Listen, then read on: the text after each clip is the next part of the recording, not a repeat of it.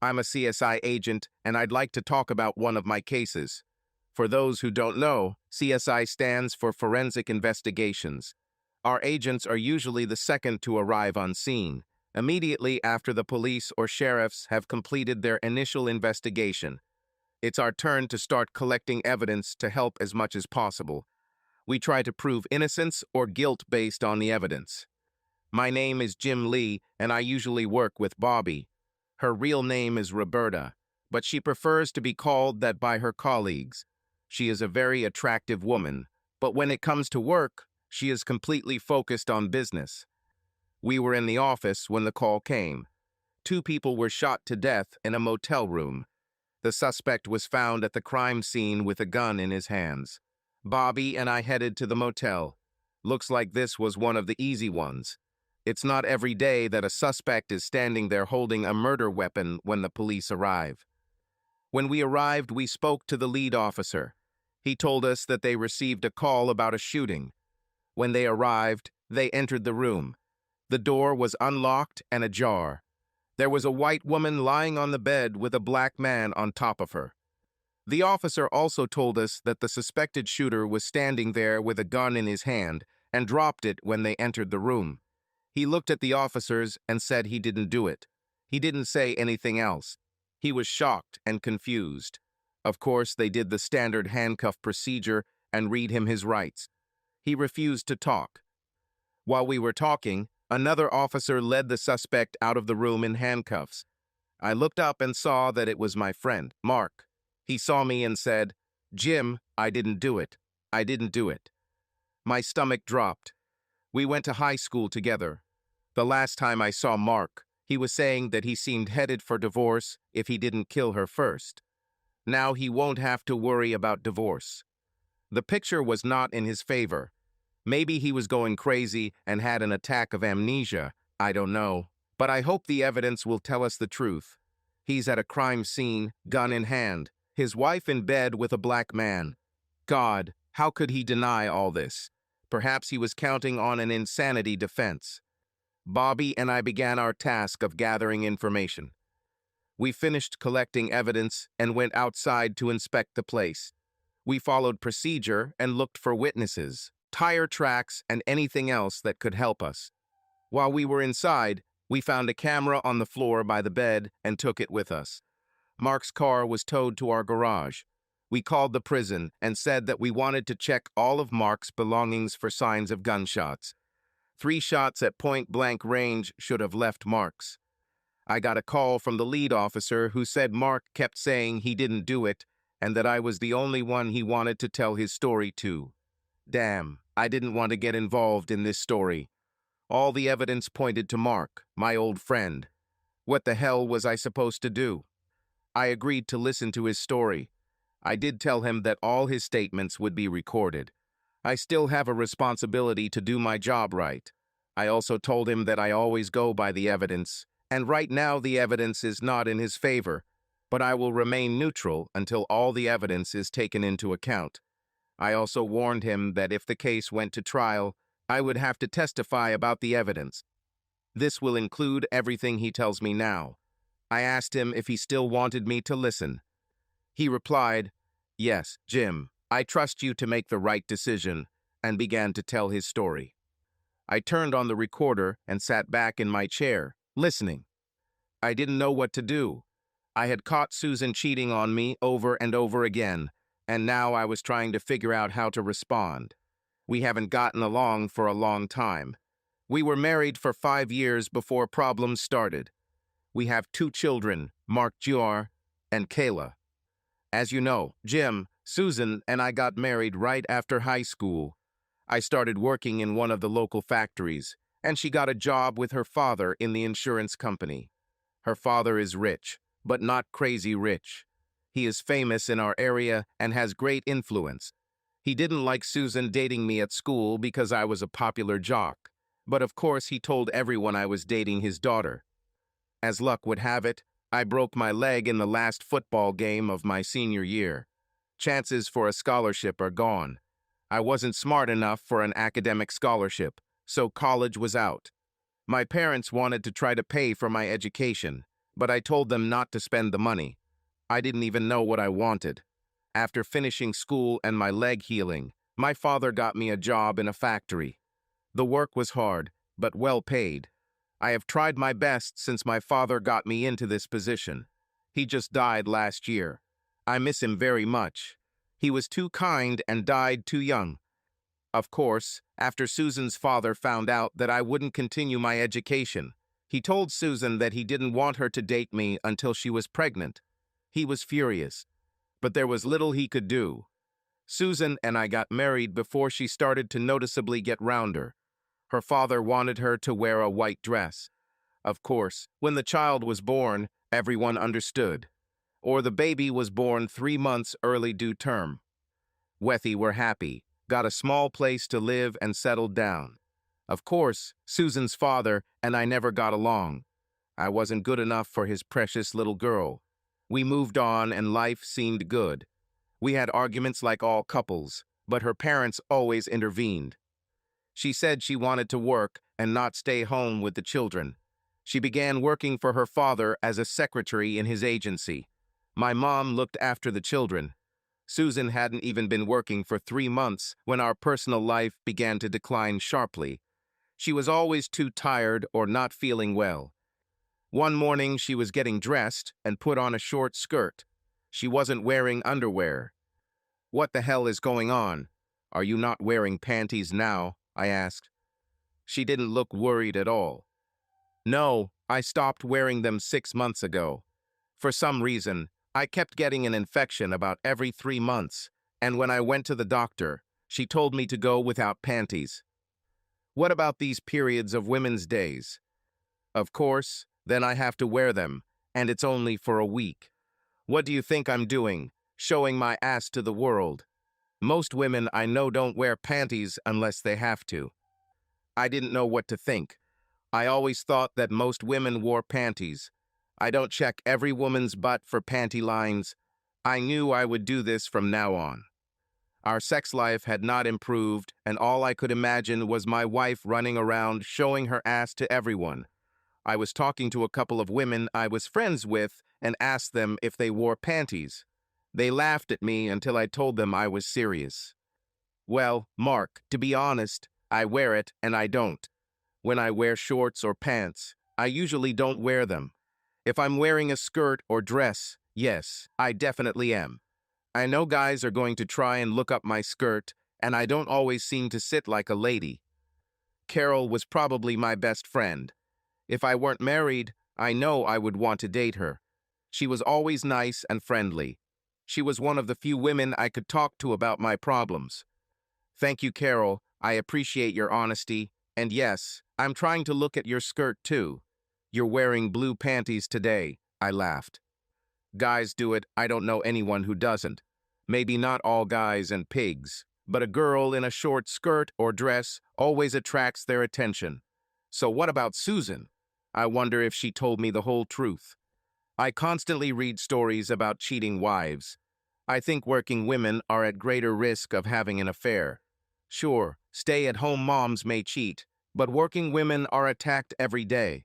It would seem that they need to become stronger in their marriage to withstand the onslaught of persecution. If women also went without panties and men noticed it, wouldn't they be harassed more often? So, I thought, if you take a young, pretty woman like Susan in a not-so-great marriage, and she's out there all day with men staring at her pantless ass, our marriage will be in deep shit. I needed to do something to try and get her back. When she got home from work, I told her that my mom would watch the kids and we could go out to dinner. She grumbled something, but agreed to go. It didn't go very well. All she talked about was herself, her new friends at work, and how much fun they were. This got me thinking. This is where I worked hard my whole life and could never call the work or the people there fun. Why is her place of work so different? She didn't wear panties to dinner either, and we sat down at the table. I tried to follow her eyes and noticed that she was looking around a lot. Behind me, there were men sitting in booths, and I think they were having quite a show. I realized then that we probably wouldn't be able to save our marriage. I knew deep down that she had been cheating on me for quite some time. I decided not to talk to her about it anymore. I lost respect for her. Some things you just know, and all I need now is proof. I felt very sorry for our children. I spent more time with them, and the three of us were always doing something together. They always ran up to Mom when she came home and told her about their day. She always told them the same lies. God, I wish I could be there, but Mommy has to work. I wanted to hit her so hard, but I had to think about the children. It would be bad to have a cheating mother, but it would be even worse if their father was in prison. But now I'm here for something I didn't do. Crap. I kept a close eye on her for the next few weeks. Every time she called and said she would be working late, I asked my mom to babysit and kept an eye on her. She always dated men from the office. I started taking my camera with me and taking pictures of her with her friends. They would always come into motels, and I would take pictures of them as they entered. I've never filmed for more intimate things, just entering the motel. I'm sure they didn't clean there. I knew the marriage was over. After the first time I saw her with another man entering a motel, I began planning a divorce. I no longer approached her sexually. Seeing her made me feel sick. Every time I looked at her, I imagined her in bed with someone else. This has always disgusted me. I once told Susan that if I ever caught her cheating, I would kill both her and the son of a bitch she was with. She just shouted back that she was not afraid of me. She said that marrying me was the biggest mistake of her life. She told me what a bad lover I was. I asked her, "How do you know if you haven't slept with someone other than me? We were both each other's first when we met. So, you really are hanging out." Now she was worried. She tried to think of what to say. She finally blurted out some lame excuse about reading it in some damn magazine and how her friends were telling her how good their sex lives were. Well, screw you and your magazine. If I find out you cheated on me, you're dead. Tell your girlfriends the truth. You'll have to sleep with me from time to time to compare me. I know that this makes me look bad in the eyes of others. First I threaten her, and then she appears they're dead. No, to be honest, I didn't do that. Susan told me last week, "Mark, I haven't cheated on you, but I want out of this marriage. You're crazy and I don't love you anymore. Just take your things and leave." I will say, "And my dad will hire us a lawyer and we will settle our irreconcilable differences.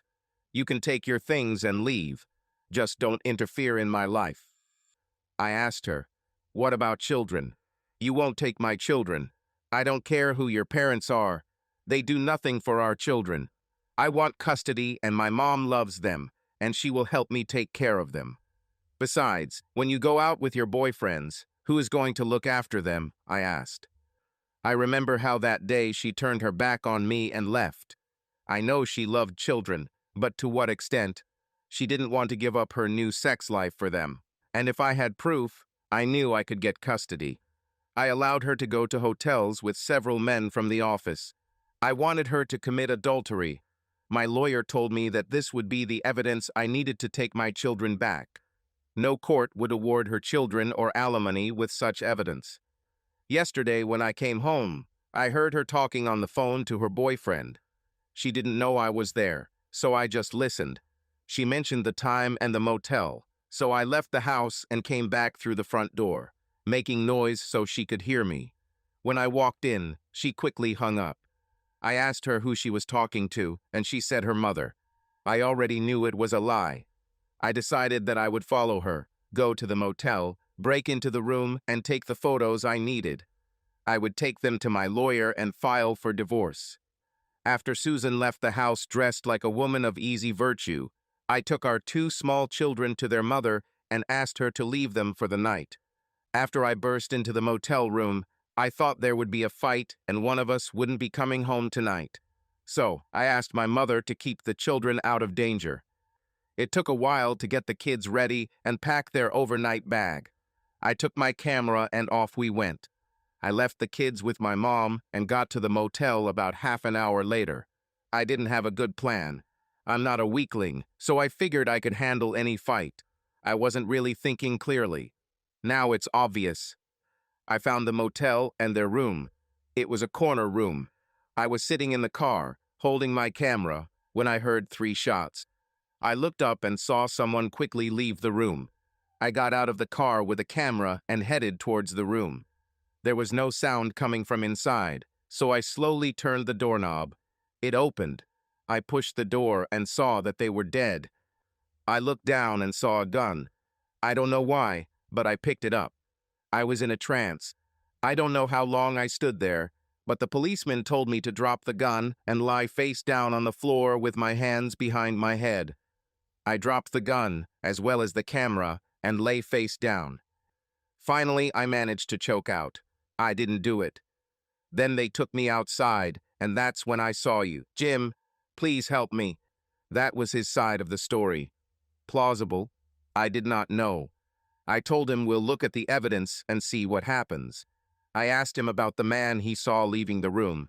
He said it all happened too fast. He didn't see anything except the figure who quickly ran away from the building. He didn't even know if it was a man or a woman. He was dressed in dark clothes. While I was in jail, I took a test to see if he had fired a gun recently. The results were negative, but he showered after being placed in the cell. The remains of gunpowder, if there were any, could be washed away. When I returned to our laboratory, Bobby asked how it went. "Do you believe him, Jim?" she asked. "Bobby, I'm going by the evidence. It doesn't lie. I hope he told me the truth for his sake and his children's sake. But the evidence has to tell us more. So far, it's not in his favor. He was not near the victims, according to photographs and the police report. Whoever shot at them did it from the end of the bed. I told Bobby that it looked like the camera belonged to Mark. He said he was going to take a photo to prove his infidelity. She has already sent them to the laboratory for development. We'll probably have photos tomorrow.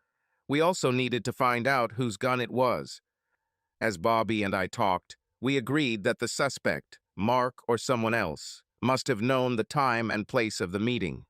Bobby also said that there were no traces of gunpowder on Mark's clothing. She added that he probably shit himself when he saw what was happening. Maybe there's something here. Perhaps Mark really was telling the truth. The next day was complete chaos. The prosecutor was already putting pressure on us. He received a call from Susan's father saying he wanted Mark to be sentenced to death. We tried to explain to the prosecutor that we still had a lot of evidence to study. He was caught in a room with a murder weapon in his hands. "What more do you need?" asked the prosecutor. His name was Brett. "Brett, we have a few unanswered questions. Nothing major, but still unanswered, and a good lawyer could take advantage of this in court if we don't find answers," I said. "Which, for example?" Brett asked. "The finger test does not indicate that he recently fired a gun. There was no powder residue on his shirt. His fingerprints on the gun lay on top of another set of prints that we were unable to identify. The timeline is poor. Who let him into the room? He walks into the room, shits himself, takes the gun and shoots the victims while holding the camera in his other hand. He stands there for what we assume is 7 minutes holding the gun until the police arrive. Reasonable doubt. Brett, his lawyer just needs reasonable doubt. Give us a few more days, and we'll see what we can find." "Damn, I thought this would be a no-brainer," exclaimed Brett. Bobby looked at me. "You know, after everything you said to Brett, I don't think Mark did it," Bobby replied. "If he didn't do it, I wonder who did. We need to see what's on the camera. We also need a list of other people who stayed at the motel the last 2 nights. There may have been witnesses. By the way, do we have any information about the male victim?" I asked Bobby. "His name was Tony Williams. He was in his early 40s, married, and worked for the same insurance company," Bobby answered. Since temporary custody of the children was granted to Mark's mother, she was allowed to keep them until the end of this case. Susan's parents really didn't want anything to do with them. The next day, Bobby brought all the photos. Mark had a digital camera with over 100 pictures. There were at least 20 different men on them. At first, we thought that perhaps she was a woman of easy virtue. Eventually, we realized that she just liked having sex with different men. All the photos were of different men. It's surprising that Mark didn't lose his temper. He later told us that he thought about children to keep his sanity. We went to the insurance company where Susan worked. Many of the men in the photographs worked there. Mary Brandt met us. She was a receptionist in her 40s, dressed too provocatively for an insurance office, but very attractive for her age. She called Mr. Davis, Susan's father, who tried to tell us that we were wasting our time. We already had a killer, and we needed to go after him. We asked Mr. Davis to speak with us privately. He led us into his office, and we sat down. "What the hell is going on?" asked Mr. Davis. "Sir, there is a small chance that Mark might not be the killer. We need to close a few doors before pressing charges. We have photographs of your daughter with other men. Unfortunately, we need to talk to them, and many of them work here," I answered. "Bullshit. You have your damn killer," he shouted at me. I pulled out some photos of his daughter with several men from the agency entering hotel rooms. "Now, Mr. Davis, I didn't want to bring this up, but we have more pictures of your daughter with other men.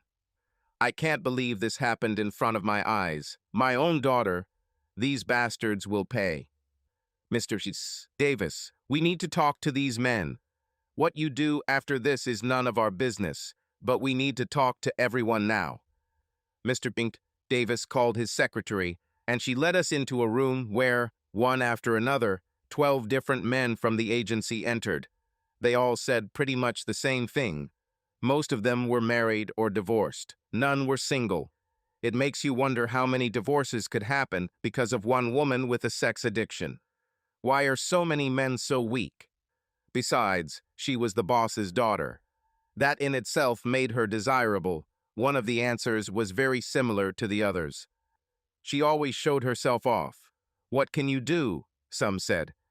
Several men denied having sex with her until they were shown photographs of themselves entering a motel with her. The couple even said they would not talk without a lawyer present. We explained that we were just checking information, but if they felt they needed a lawyer, we would agree, but it would be known and perhaps will raise red flag. Most of them talked to us after that. One guy, Bill, was in love with Susan. He wanted her to divorce Mark, and he was going to divorce his wife and marry her. He was very angry when he found out that most of the office had relationships with Susan. When he found out that she was going on a date with Tony, he was furious. He loved her, and she was going to have sex with a black man. Of course, no one admitted to the shooting. We really thought about Bill. He was almost on the edge. He was definitely on our short list of suspects, including staying with Mark, of course. They almost all asked if we were going to tell anyone about their actions with Susan. We just told them that we keep it secret, but their boss knows about the situation. We knew that after we left the office would be a complete mess. We still haven't found any evidence to justify Mark. In fact, he had even more reasons for revenge. Our next stop was Tony's house. We needed to talk to the wife of the black male victim. Her name was Tashika Williams, a pretty black woman in her 30s. She came to the door in a nightgown and a silk robe. "Can I help you?" she asked. "Mrs. Williams, we are from the CSI crime team, and we want to ask you a few questions about your husband Tony. Firstly, we would like to express our condolences. We know that now is a bad time for you, but we must gather any information we can get as early as possible. Can we come in?" She looked a little worried, but invited us in. We asked all the basic questions, including, of course, her whereabouts the night before. "Look," she said, "Tony and I talked about divorce. We didn't get along very well. He started cheating on me, and I kicked his ass a few days ago. I didn't kill him, and besides, didn't you catch a guy with a gun in your hand?" she asked. "Yes, there is a suspect, but we are not sure that he is the killer. We must check all the evidence. Where were you last night, Mrs. Williams?" At that moment, a man came out of the corridor. "What's going on, Tashika? Who are these people?" asked the man. "They're investigating Tony's murder. They want to know where I was last night," Tashika laughed. She was in bed with me. Damn it. If it's any of your damn business, the big guy replied. May I know your name, sir? I asked. Angel White. If it's any of your damn business. Tashika and I were here all night. If you want, go and check our damn sheets. Stupid damn Tony quit the bag for the sake of that fat-ass Tamara. What a damn fool. Tamara? Who is Tamara? I asked. Tony's new girlfriend, or at least she was. Wasn't she killed at the same time as Tony? Asked the angel. Do you have Tamara's address? We'd like to talk to her. I answer your question, Tamara wasn't with Tony last night. Sorry, we can't give more information right now. Tashika said, be careful when you go to Tamara. Damon, her husband, is crazy. I don't know if he found out about Tony and Tamara. Bobby and I left Tashiki's house. What a mess. Mark's wife slept with anyone. He could have been accused of killing 2 people. Susan's father did not know that 12 of his agents slept with his daughter. One of the men, Bill, loved his daughter and was willing to divorce his wife in order to marry her. The last person Susan slept with was a married black man whose wife had thrown him out and was already sleeping with another man. Now we found out that Tony had a girlfriend and she was married. It certainly wasn't as simple as the prosecutor had hoped. We stopped at Mark's mom's house on the way back to the office. We had a couple of questions for her. Mrs. Moore, I'm Agent Jim Lee, and this is my partner, Agent Bobby Burke. We're investigating Mark's case. Can I talk to you? I asked. Of course. Officer, is my Mark okay? I know he didn't do that terrible thing. He's a good father and was a good husband. He just wanted a good marriage and a happy family.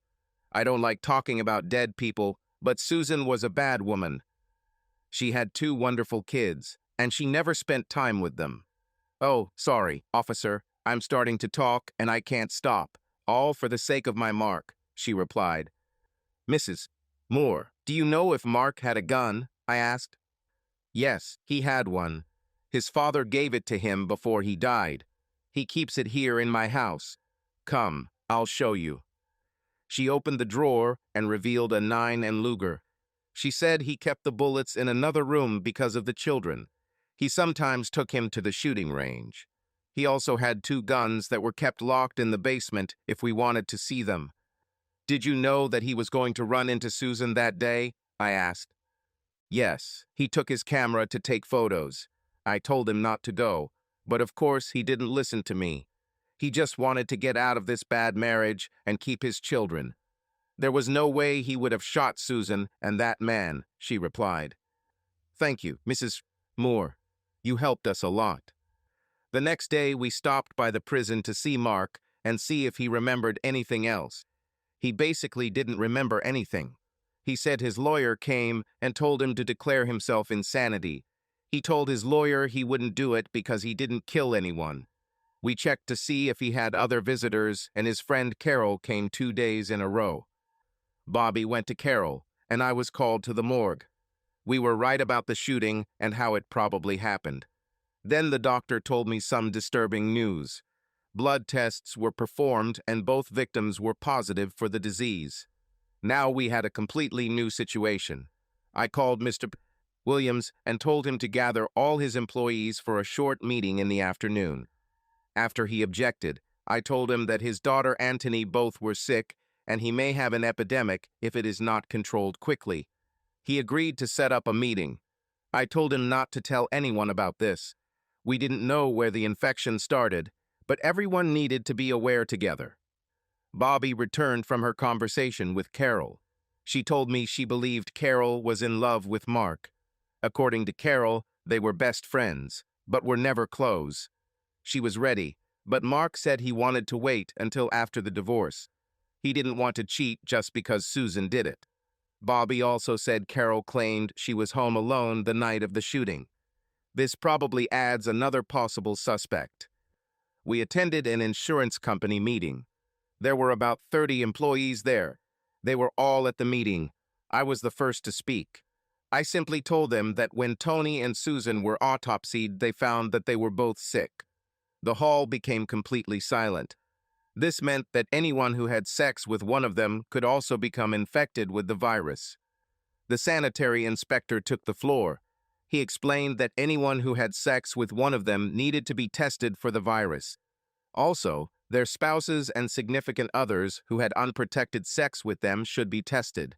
He informed everyone that the results would be confidential.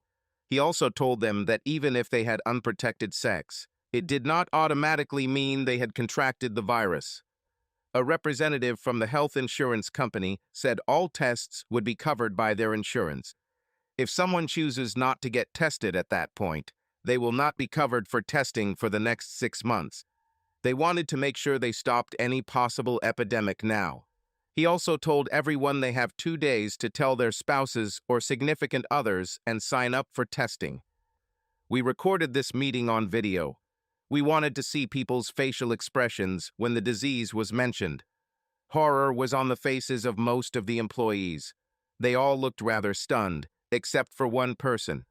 We made copies of photographs of several individuals. I looked at Bobby as she made copies of the photos and thought what a beautiful girl she was. We were both free and we had a lot in common. I thought about asking her out.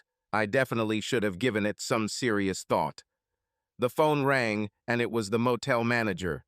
He said he may have some information and a possible witness. The only problem was that he was drunk. We told him that we would be visiting him shortly, and drunk or not, we needed to talk to him.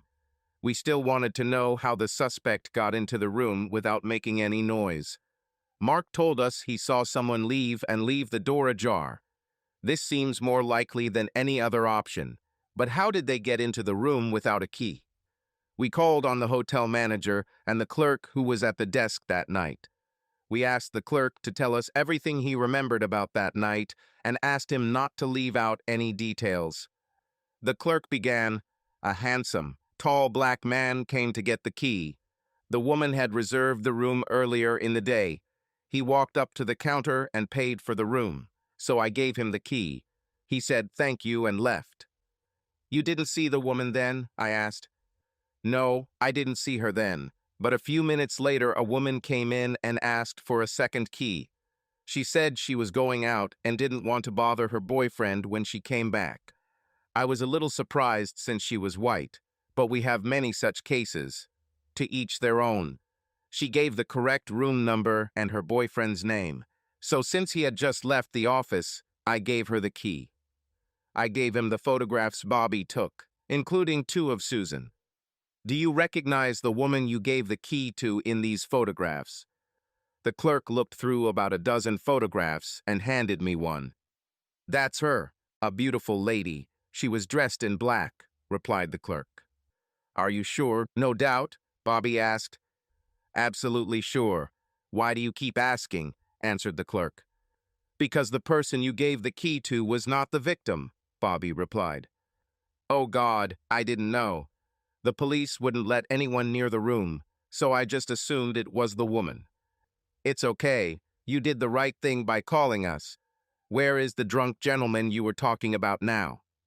The manager took me to a room around the corner and knocked on the door. Fred, the police are here to talk to you, the manager said. Fred opened the door and we introduced ourselves. Fred said it was a nice night. He was sitting with the door open just drinking a beer when he heard what sounded like gunshots. He had an old Western on the TV and he just thought he played it too loud. A few seconds after the shots were fired, a woman ran past his door, got into a car parked nearby, and drove away very quickly. She tripped at the door and broke the heel of her shoe.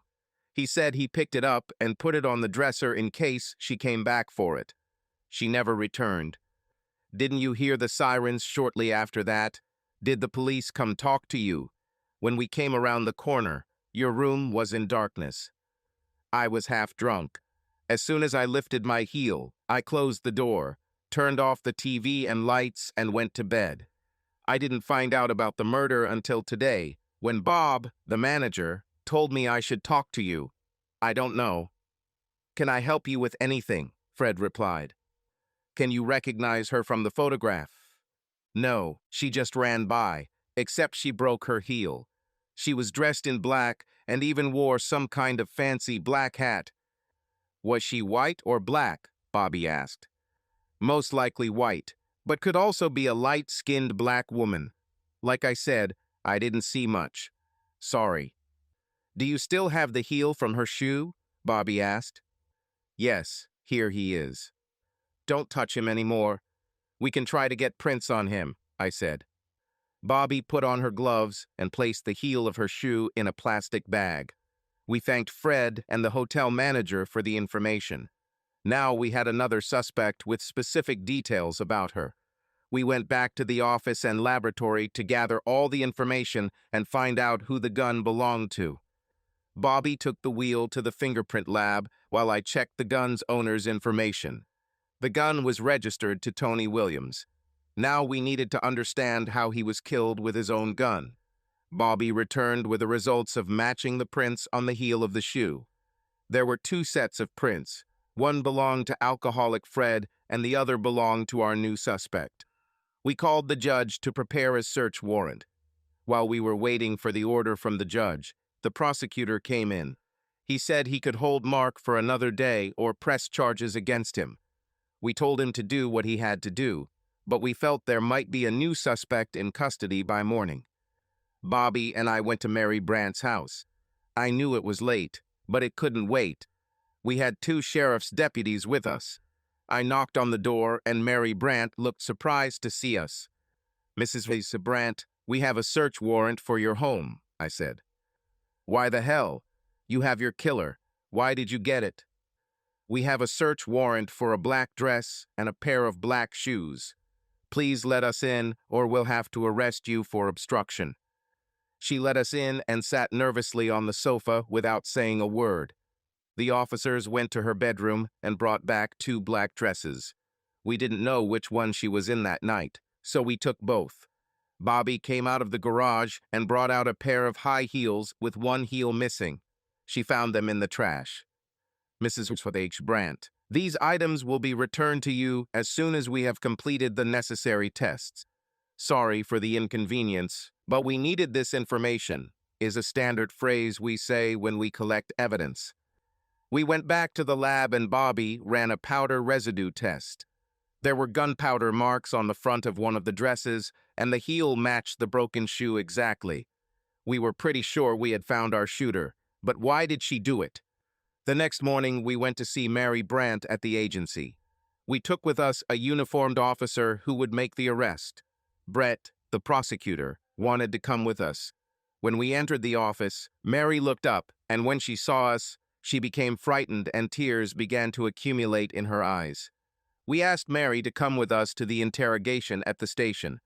Walter Davis came out and asked what we were doing. We explained that we were taking Mary in for questioning and would talk to him later.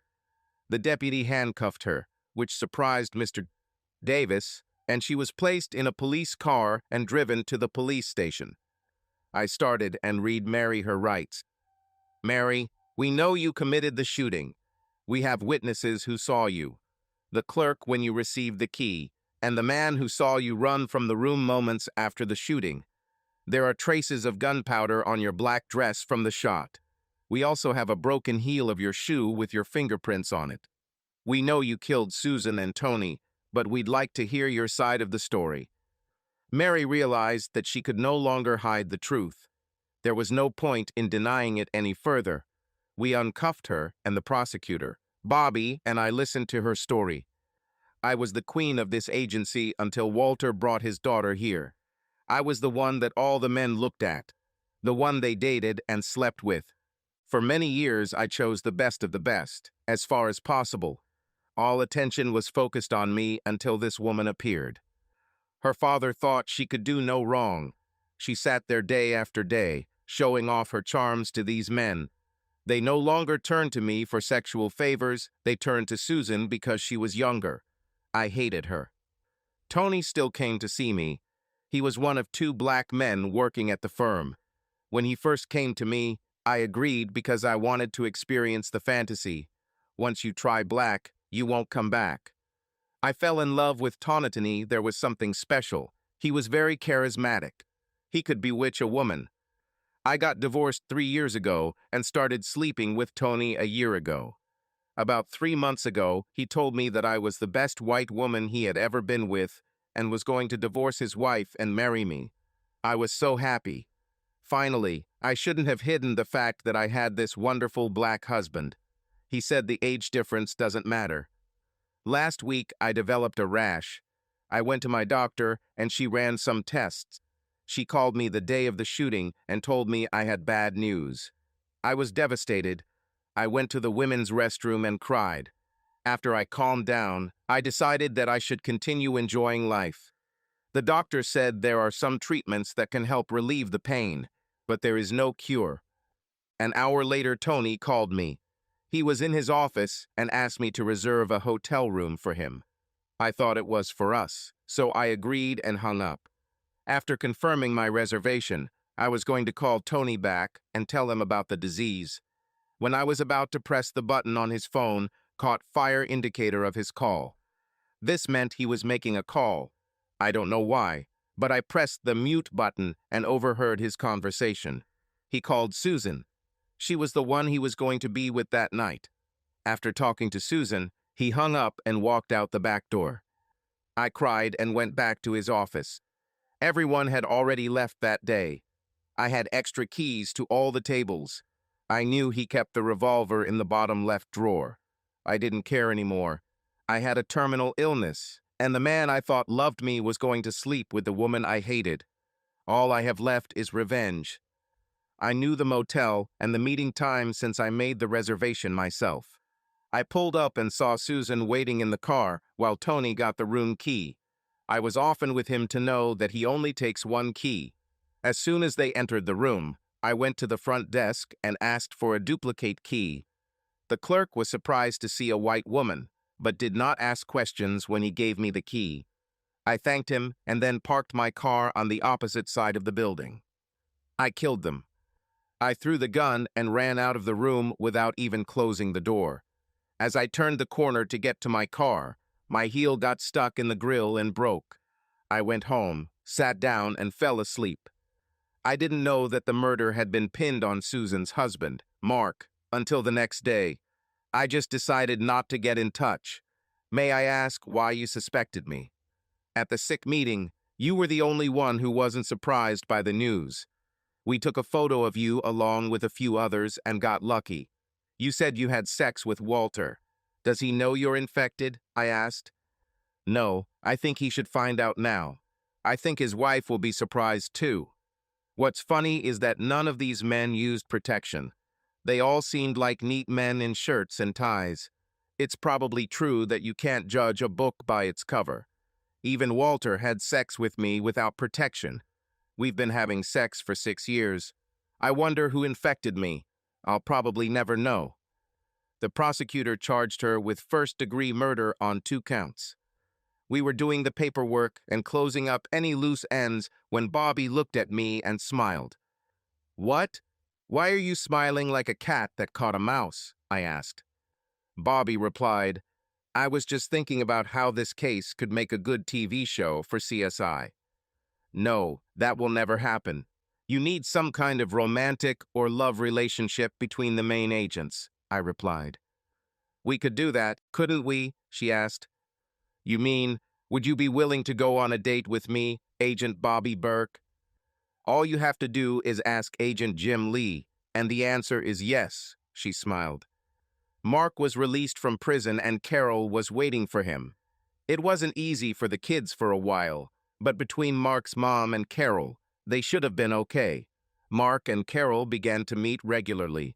They took the children with them whenever they could. Mark's test for the disease came back negative. He admitted to me in private that he and Carol were together.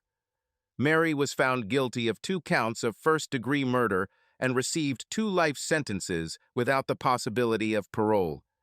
The entire insurance office was in chaos. We don't know how many cases of contracting the disease have occurred, but we do know that there have been quite a few divorces.